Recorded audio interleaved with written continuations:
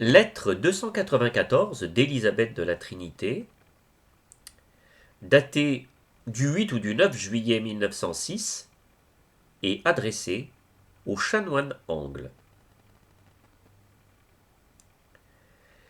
Deus ignis consumens. Cher monsieur le chanoine, je pense que le maître vous a fait tous les messages de sa petite épouse et que vous savez déjà toute la reconnaissance que je voudrais essayer de vous exprimer aujourd'hui.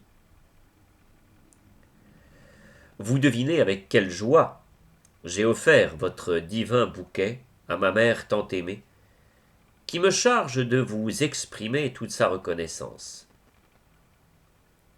Merci pour le bonheur que vous avez donné à mon cœur. Votre chère lettre m'a fait un bien grand plaisir. Oh, que j'aime la pensée de saint Paul que vous m'avez envoyée. Il me semble qu'elle se réalise en moi sur ce petit lit qui est l'autel où je m'immole à l'amour. Oh, demandez que la ressemblance avec l'image adorée soit chaque jour plus parfaite.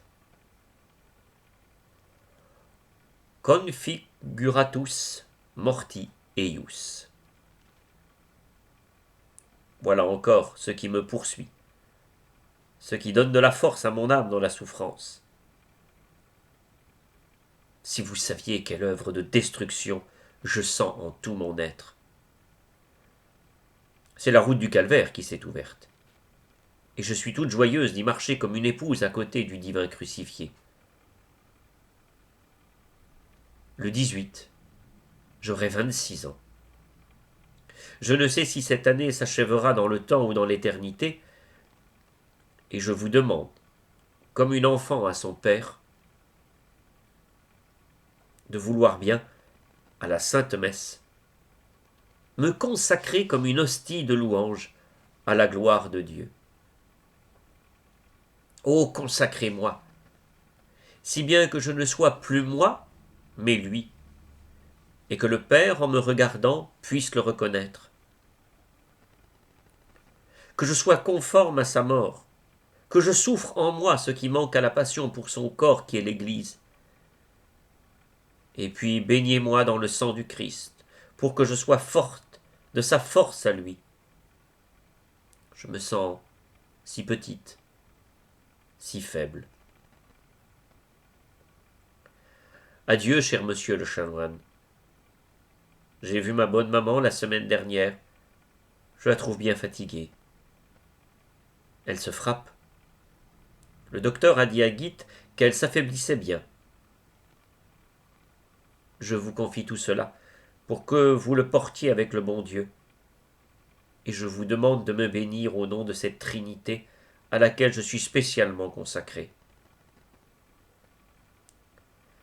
Voulez-vous aussi me consacrer à la Sainte Vierge? C'est elle, l'Immaculée, qui m'a donné l'habit du Carmel. Et je lui demande de me revêtir de cette robe de fin lin dont l'épouse se part pour se rendre au souper des noces de l'agneau. Croyez, cher monsieur le chanoine, à la respectueuse affection de la petite carmélite qui se dira votre enfant au ciel comme sur la terre. Sœur Élisabeth de la Trinité.